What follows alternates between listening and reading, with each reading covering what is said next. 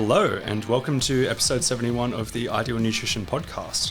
My name is Aidan Muir, and I'm here with my co-host Leah Higl, and today we're going to be talking about food chemicals and intolerances, specifically talking about the RPAH Elimination diet. This is a diet we've both had a little bit of experience with, working with clients and everything like that. It is a complex diet, and it is also super complex. A complex topic. I think it's a complex topic because it probably affects most people in some way, shape or form. It's just how much it affects people, whether we should really worry about it and how much we should do about it. Yeah, and I mean, for the people that really should worry about it, we're talking about people that actually get symptoms that are affecting your life in some kind of significant way. So we'll go into like what these symptoms might look like, but it can be IBS related or it can be non-gut related as well. But at the end of the day, if you don't have any symptoms, you shouldn't be following this kind of like food chemical elimination diet because it's really for a very specific purpose. You could make the argument that limiting like certain food chemicals like in heavily processed food is probably beneficial for most people. But this kind of food chemical diet also does include just naturally occurring plant chemicals. So you know, it's not just things like additives and preservatives that we're trying to limit in regards to like quote unquote food chemicals. But yeah, if you don't have symptoms, it's not something you have to worry about usually. Yeah, for sure. If you feel good, if you feel good, don't mess with it. Yeah, exactly. So in terms of what symptoms we're talking about, it's very broad. Like going through a list, we've got like IBS symptoms, headaches, hives, rashes, sinus issues, eczema, hyperactivity, fatigue, and a bunch of other stuff. And part of the reason this topic's so difficult is because almost everybody can identify having at least one of those symptoms. Like what percentage of the population is fatigued? Like totally. What percentage has rashes? What percentage gets headaches regularly? And what percentage gets IBS symptoms? Like it suddenly becomes a large percentage of the population having some form of these symptoms. So I typically only go down the route of like the full RPAH elimination style diet or really looking at food chemicals deeply for people who have relatively severe symptoms, and more so if there's some form of linkage. Like if they say, my symptoms get worse when I do X thing that lines up with the RPAH elimination style approach. Yeah, there has to be some kind of link there. It's not like someone's going to walk in and say, I'm feeling really fatigued and I'm going to go, let's do a food chemical intolerance, like elimination diet. So yeah, that's a big one. What chemicals are we actually referring to? So there are three main food chemicals that are part of this process, and that's salicylates, amines, and glutamates. In addition to that, there's a pretty long list of different kinds of like food additives, including like food colors, preservatives, flavor enhancers. But generally, it's important to acknowledge that a lot of these are like food chemicals like salicylates, amines, glutamates are just found also naturally occurring in foods. So this food chemical elimination diet can get pretty restrictive because they're in just so many foods. Yeah, that's what makes it so complex as well, because if it was just additives, this would be a simpler topic, which I guess like going through like what foods these are found in like a little bit more deeply. Additives are the easy ones. Like if you get packaged food that has a long list of ingredients, like there's a relatively high chance that there'll be additives. One place I'd want to start before going through that as well is that we do have a food chemical elimination guide on our website, and that has a list of all of these foods. So if you wanted to look at that, that is there. And you can find that in the show notes, which is not something that we have talked about much. Have we spoken about this? No, I don't think we've ever mentioned our show notes, but we do them for every episode. Yeah, so Hanah, who's part of our team, she puts a lot of work into doing our show notes, so you can find show notes for every episode. But yeah, for something like this, you can go to the show notes and you can find this list of these foods. So that if you wanted to look at a list, you can find it. So there is a bunch of additives, and you can look for those additives specifically on food labels. Going through the other ones, so we've got salicylates, and salicylates are natural chemicals produced by plants as a bit of a defense mechanism against insects, pests, microbial attacks, those kind of things.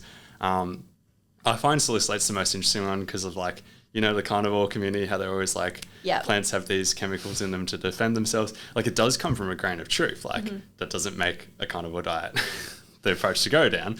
But there is a grain of truth to that aspect of it.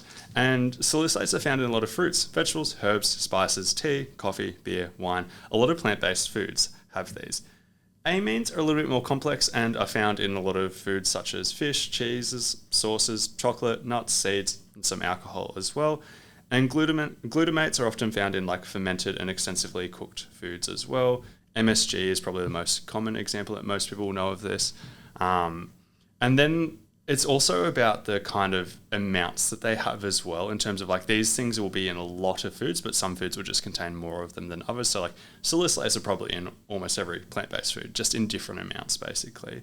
And as an annoying but simple guide, typically the stronger the flavour of the food, the higher the food chemical content as well. Which also makes the process hard because a lot of the food's very bland. That's why it's annoying. So annoying for many reasons. Yeah.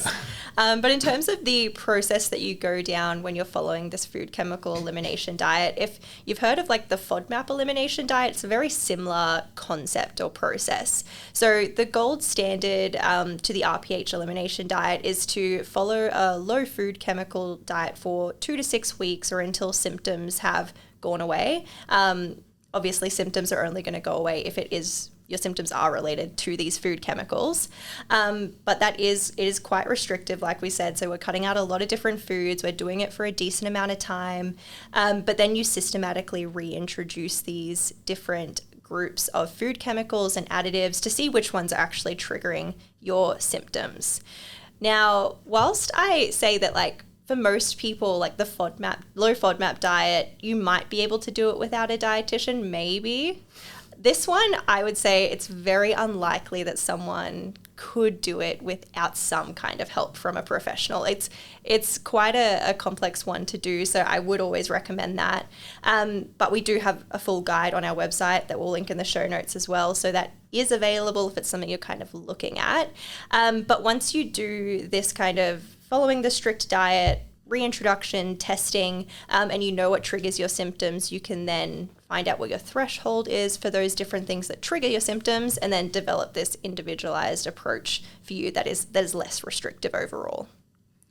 And as another note, like tolerance also changes over time as well. So even if you go through this process, it can change. That's another thing that makes this complex as well. And it's another thing that it leads into that kind of carnivore discussion as well, because if somebody goes carnivore, they also go low food chemical at the same time. But tolerance changes. And one of the things that like a lot of the literature on this topic talks about is if you take away food chemicals, this sounds weird, but your tolerance to them also drops, most likely. And when you reintroduce them, your symptoms can be higher as well. That creates another kind of, it's almost like a self-fulfilling kind of prophecy if somebody goes completely low food chemical, that when they and then you're reintroducing. So that adds a layer of complexity into this as well. In terms of the next topic, we really want to talk about like, what is the success rate of this kind of approach and what does the research on the topic show? Basically, this appears to be the best method we've got. It's the closest thing to an evidence-based approach we've got for identifying which food chemicals are causing symptoms and how to manage it as well. But just because it's the closest does not mean it is a perfect approach. I think there's still a lot of room for improvement, a lot of room for more evidence to come out in this space. There is a ton of anecdotal evidence as well. Like if you Google, you can find it everywhere. And there's a bit of research, mostly coming from the Royal Prince Alfred Hospitals, the RPAH. And a bit of this research has positive outcomes, but it is still mixed. One of the biggest areas I always highlight when talking about this is I talked about MSG, right? And if you look at research on MSG by itself, it has never been linked to headaches in comparison to placebo. There is a ton of anecdotal evidence that it causes headaches. A lot of people will talk about it. But in the research, it's never been found when compared to a placebo. But it is incredibly common for people to report symptoms when they add it back in following the elimination diet. I don't have an explanation, but that's not in comparison to placebo. And we kind of see in a lot of areas where symptoms like headaches or IBS and stuff like that, that symptoms can be caused for a variety of reasons as well. I'm going to use an example, but creatine supplementation, if you compare creatine to placebo and you look at GI symptoms, creatine rarely increases GI symptoms. It does, but it's incredibly rare. Like we're talking a very small percentage of people noticing symptoms. if I give a client creatine, anecdotally, like 30-something% of people notice symptoms. And like that's where it gets really wild. And that's where I look at it, that kind of perspective for like headaches and MSG and stuff like that, being like, we can also get a bit of a misrepresentation if we're not comparing to placebo. But on other topics, some of the research also looks particularly promising. One of the biggest examples of this I can think of is eczema. So it seems, based on small sample size research, not large sample sizes, but around 75% of people with eczema show significant improvement when following a low salicylate diet. It's pretty huge. Huge. Yeah. Like, and eczema is something that like no single dietary approach seems to have like that large of an impact. So like in terms of helping 75% of people. So that's quite huge. Obviously, I'd love to see larger sample sizes and stuff like that. And it also still comes alongside the challenge of, is it worth it for some people? Personally, I have a client who already has a history of disordered eating who's been referred to me for eczema. And I've got the challenge of being like, do I get them to go low salicylate when they already have issues with food flexibility? Yeah. Do I make it more restrictive? And then it's weighing up the pros and cons and stuff like that. Fun fact, in that case, I've chosen not to, but it is a challenge, obviously. For sure. And I think there are many downsides of this type of approach. Like, firstly, generally it's hard for anyone who's going to be following it. It's a hard, restrictive thing. But then bringing in like disordered eating or a not great relationship with food, it's probably then also just not advised to pop over the top of that. Even like this study on salicylate restriction that you found. So like it was a study that looked at salicylate restriction in children, and they found that adverse effects occurred in 31 out of 66 children in that. Like it was like nutrient deficiencies, food aversions that started to develop, but also 4 children were reported to develop disordered eating. So even just like, maybe even if you don't have issues with food and then you're following this very restrictive approach, you may develop some anyway. Like that's always a risk, I suppose. And then if you already have issues with food on top of it, probably more of a risk for you. So that is a potential downside. And that's just salicylate. So that's not even taking into account that the food chemical elimination diet as a whole is way more restrictive than just that. So yeah, there are a lot of people that I won't use this approach with for a multitude of reasons. I've also tried to and have had some success using it with people who are vegan and who have had these kinds of symptoms, but that in itself is tough. So, if you already have other restrictions that you're working with and then you add this on top, again, that's a huge downside to this approach. Yeah, I think that children aspect is really difficult as well. Like I can see, in children specifically too. Like it's tough enough to understand nutrition as it is. And I also think like people who are very black and white thinkers struggle with this. Even with FODMAPs, I've run into issues working with certain people where I've talked about high FODMAP foods and they've been like, oh, I thought this was good for you. Like it could be like garlic or onion. And they're like, I thought garlic and onion were good for you. And I'm like, that's not what this is about. It's about symptoms. This can still be good for you for all these other reasons, but cause symptoms. And in this case, yeah. And it's so tough going through that explanation. It can warp your thoughts around different foods in a way that's not super helpful. Yeah. So I guess we also want to be talking about, are there easier ways to do this? So I have quite a few thoughts on this. The first one is you can do a modified version of this. So the strict low food chemical diet is obviously very, very restrictive. As an example of how restrictive it is, when we're looking at fruits, there is one fruit that is fitting the criteria of low food chemical, or one common fruit that is fitting the criteria, and that's pears. Like, it's not even a good fruit. It's not even like, yeah. And it's like if you change it to a medium food chemical approach, you're looking at it in terms of being pears, bananas, and apples. So you've got 3 types of fruit. So it's not overly exciting.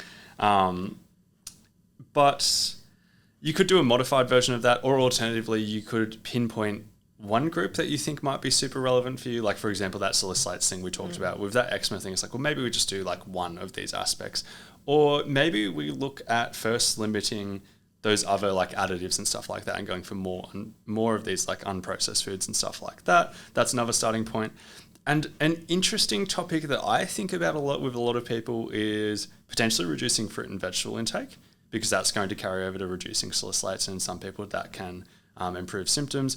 even with like IBS symptoms and the low FODMAP diet, this is one explanation that some people have. That's like, you go low FODMAP, you likely reduce food chemicals, firstly by eating less packaged food, but secondly, you probably reduce your fruit and vegetable intake because you have less that you can have. And that's where it becomes a really complex topic in the grand scheme, because we know more fruits, more vegetables very clearly leads to improved health outcomes on average in an almost linear fashion. But then we're just balancing it with symptoms being, it's like, well, ideally you go as high as you can with those things without having symptoms that seriously affect your quality of life or anything like that. Totally. So like overall, like the RPAH elimination diet is an incredibly useful tool.